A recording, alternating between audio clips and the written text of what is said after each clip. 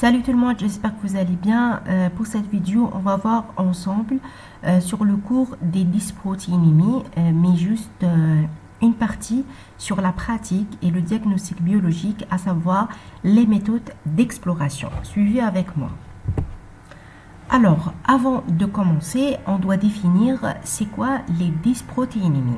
Donc, c'est une perturbation quantitative des protéines plasmatiques qui se manifeste soit par une augmentation ou une diminution de l'ensemble des protéines, ou bien groupe de protéines, ou bien une seule protéine plasmatique. Les méthodes d'investigation qui permettent d'obtenir une analyse simultanée de ces protéines comprennent des méthodes qualitatives, des méthodes semi-quantitatives et des méthodes quantitatives. L'exploration des dysprotéinémies commence toujours par le dosage des protéines totales dans le sérum. Ça, c'est la première étape.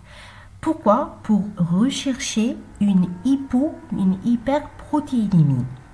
Il faut savoir que cette détermination, elle doit être toujours accompagnée de la mesure de l'hématocrite. Pourquoi? Pour écarter une éventuelle hémoconcentration ou une hémodilution. Pour ce qui concerne le prélèvement du sang pour doser les protéines totales, alors il se fait soit sur tube sec ou sur tube hypariné. Les deux sont valables, mais on préfère le tube sec parce que généralement, au cours des dysprotéinémies, le dosage de TP il est suivi par l'électrophorèse et on sait très bien que le PP il se fait uniquement sur tube sec pour éliminer la migration de la fibrine qui nous donne une bande en bêta sur le tracé électrophorétique. Pour ce qui concerne la valeur de TP dosée sur le tube hypariné, c'est une valeur majorée de 3 grammes par litre. Pourquoi? Parce qu'elle est due aux protéines fibrinogènes et les facteurs de coagulation. Voici une photo qui nous représente du sang prélevé sur tube sec.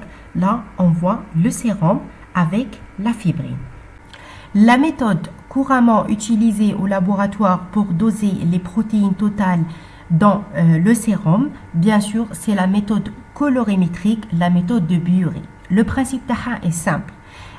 En milieu alcalin, les ions du cuivre Cu2+ de la solution CuSO4 vont réagir avec les liaisons peptidiques pour donner un complexe coloré violet-pourpre, dont l'intensité de coloration mesurée à une longueur d'onde de 546 nanomètres est proportionnelle à la concentration des protéines dans l'échantillon. Donc, la réaction elle est simple. On a le sérum qu'on va rajouter le réactif de Bury nous donne la coloration violet-pourpre dont l'intensité, c'est-à-dire plus la couleur est très foncée, plus l'échantillon contient beaucoup de protéines et vice-versa. Une remarque, pour que ce complexe se forme, il nous faut au moins 2 liaisons peptidiques. La connaissance de la composition du réactif de Bury, ce qu'on appelle aussi le réactif de Gornal, est très importante, surtout pour les biochimistes, afin de comprendre la réaction. Alors, le réactif de Bury, il contient les sulfates de cuivre, c'est une source des ions cuivreux, Cu2+, qui rentre dans la réaction avec les protéines. Il contient aussi du NaOH, qui est le rôle c'est pour créer un milieu alcalin, parce que la réaction Hadi, elle se déroule dans un milieu alcalin. Diodure de potassium, le rôle c'est inhiber la réduction de Cu2+. Et enfin, il contient aussi le tartrate double de potassium et de sodium. Le rôle c'est chélater le cuivre pour éviter sa précipitation. On va citer les avantages et les inconvénients de la méthode de Bury. Pour les avantages, alors c'est une méthode rapide, automatisable, elle est simple, fiable, elle a une bonne linéarité qui arrive jusqu'à 120 grammes par litre et possède une bonne répétabilité. Par contre, les inconvénients elle est peu sensible.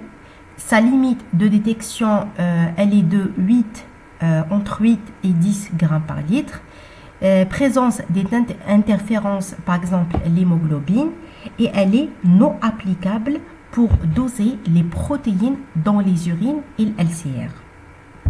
Puisque la méthode de Biuret, elle est peu sensible, ne permet pas de doser les protéines dans les échantillons faiblement concentrés qui émanent les urines et l'LCR, il existe un autre réactif qui est couramment utilisé au laboratoire pour doser les protéines dans les urines et l'LCR, le fameux rouge pyrogalol.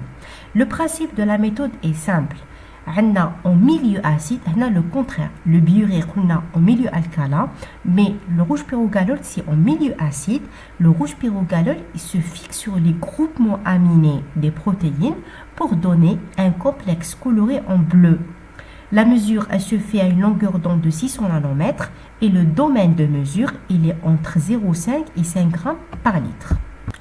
Une fois, on a dosé les protéines dans le sang et on a trouvé une valeur anormale, soit hyper ou la hypo. La deuxième étape qu'on doit faire, c'est l'électrophorèse des protéines plasmatiques. On a deux types, soit sur gel ou là, une électrophorèse capillaire qu'on va voir par la suite. Maintenant, on va définir l'électrophorèse. Donc, c'est une technique de séparation qui consiste à faire migrer et à fractionner les protéines dans un champ électrique au sein d'un milieu tamponique de pH déterminé, et la séparation, elle se fait selon la charge et la taille des protéines. Maintenant, quel est le principe de l'électrophorèse? Elle consiste à déposer le sérum sur le support, le gel, dans un tampon de pH alcalin. Le pH est égal à 8,6. Les protéines vont s'ioniser négativement et la migration, elle se fait vers l'anode, c'est-à-dire chargée positivement. Plusieurs supports et plusieurs colorants sont utilisés pour réaliser une électrophorèse des protéines plasmatiques sur gel. Alors, pour les supports, on a par exemple le gel d'acétate de cellulose, le gel d'agarose, le gel polyacrylamide ou la polyacrylamide plus SDS. Pour les colorants utilisés, on a l'amido Schwartz, rouge ponceau, vert de l'essamine et le bleu de Comassi. Alors, la différence entre le support, on a par exemple l'acétate de cellulose, permet la séparation en fonction de la charge seulement. Le colorant utilisé, c'est le rouge ponceau. L'acétate de cellulose permet de nous donner 5 fractions, maintenant l'albumine, alpha 1, alpha 2, bêta et gamma. Par contre, le gel d'agarose, la séparation, elle se fait en fonction de la charge et la taille. Il est plus résolutif. Pourquoi? Parce que la bêta, يقسمها en deux. Il met bêta 1 et bêta 2.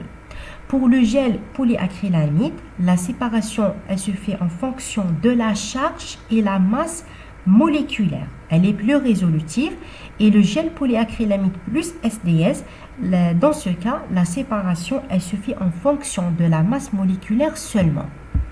Dans cette planche, je vais vous expliquer le principe et la pratique de l'électrophorèse sur gel d'agarose. C'est-à-dire, je vais vous dire quelles sont les étapes à suivre pour réaliser cette technique.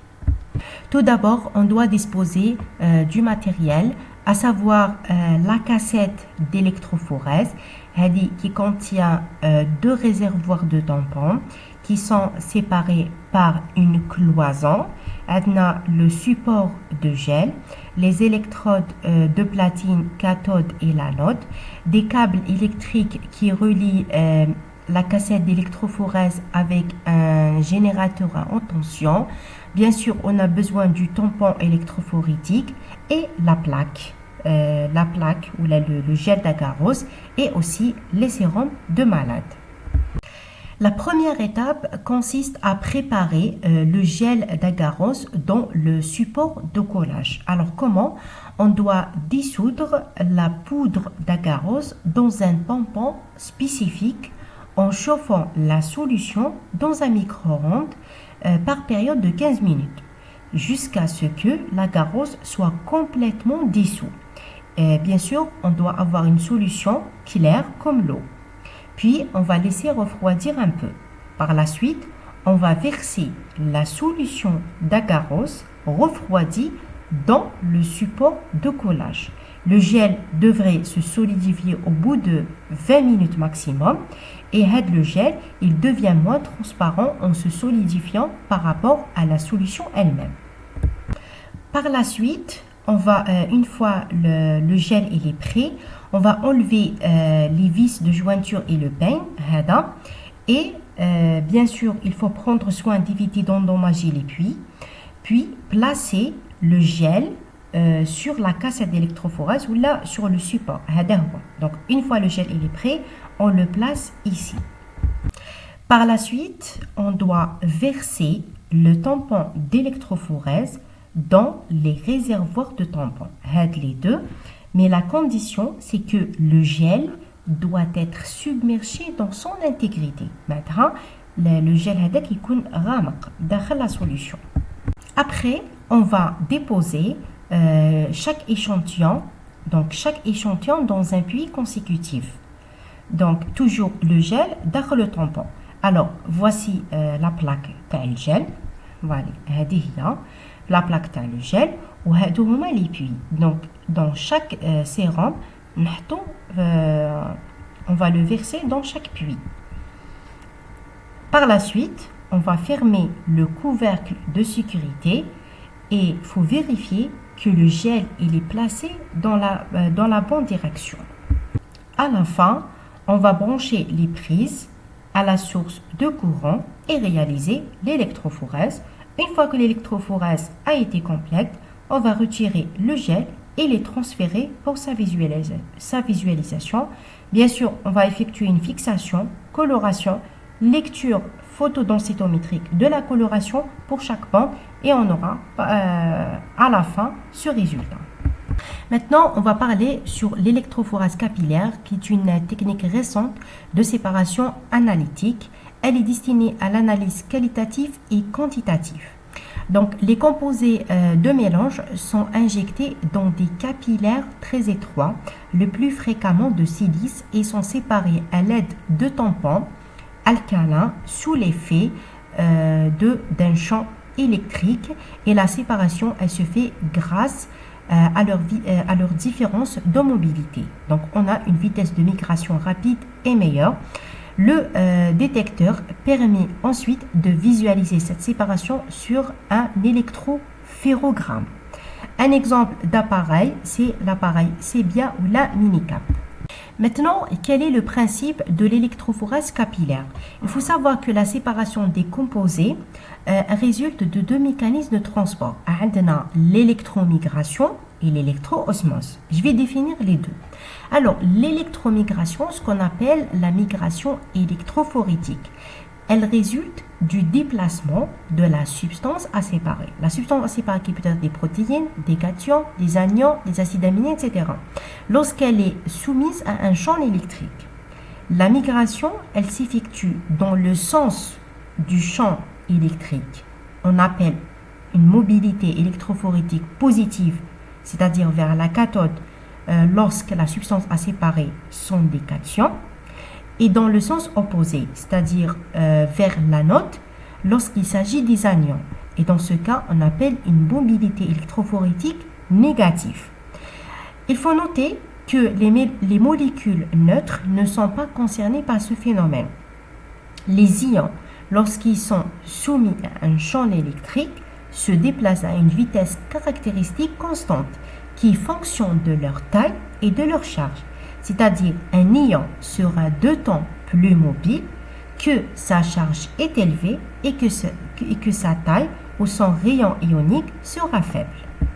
Par contre, l'électroosmose, c'est quoi? C'est un phénomène particulier aux capillaires de silice, correspondant à l'écoulement des liquides remplissant un capillaire dont la paroi interne possède une charge de surface lorsque celle-ci est soumise à un champ électrique tangentiel.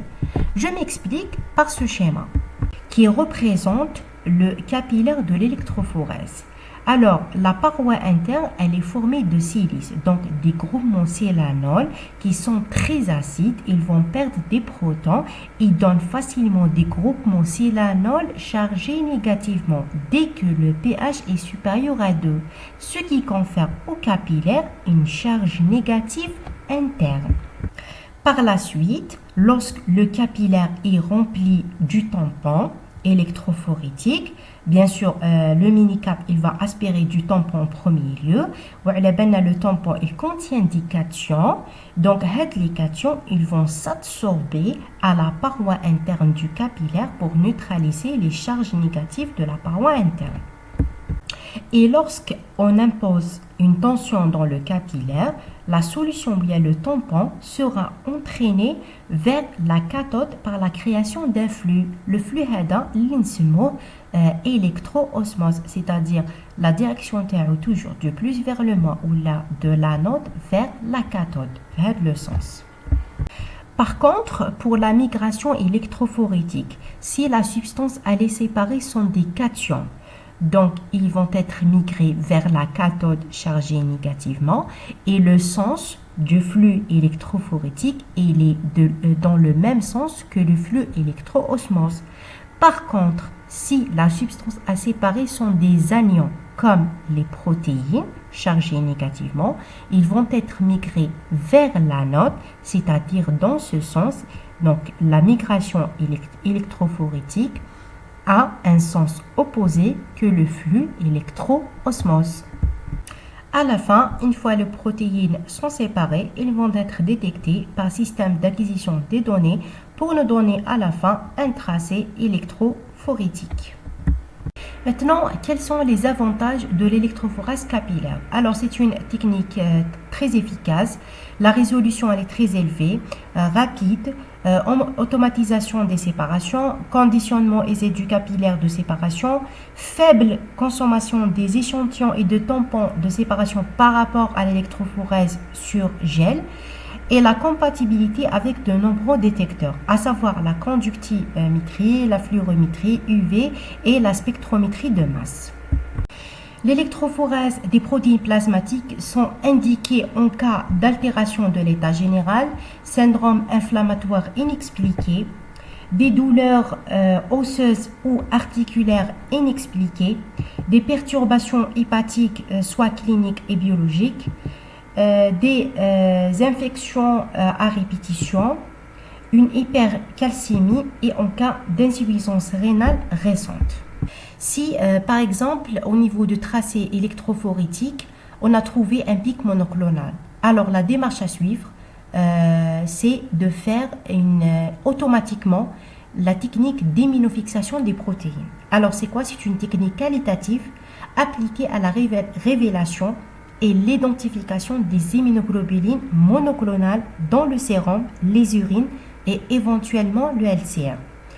Une immunoglobuline monoclonale, comme on le sait, c'est une immunoglobuline produite en quantité anormale par un clone unique de lymphocyte B. Elle est constituée soit d'une seule classe de chaînes légères et de chaînes lourdes, dans ce cas l'immunoglobuline elle est entière, soit on peut trouver de chaînes légères isolées d'un seul type ou rarement de chaînes lourdes, mais en général elle est fragmentaire. Alors, quel est le principe de cette technique? Donc, permet de séparer les protéines par électrophorèse, puis on fait une précipitation des différentes immunoglobulines à l'aide d'anticorps monospécifiques, à savoir les anticorps anti-IgG, IgA, IgM, kappa et lambda. Et enfin, on effectue une coloration des immunoglobulines précipitées. Voici un schéma. Par exemple, le patient Hada, il présente un pic monoclonal de type IgM avec chaîne légère lambda. Et l'intérêt de la technique d'immunofixation, c'est le diagnostic de myélome multiple et Waldenstrom. Parmi l'exploration biologique des dysprotéinémies, on a le dosage spécifique d'une protéine donnée. Par exemple, le dosage de l'albumine par la méthode de Verr de Bromogrésol.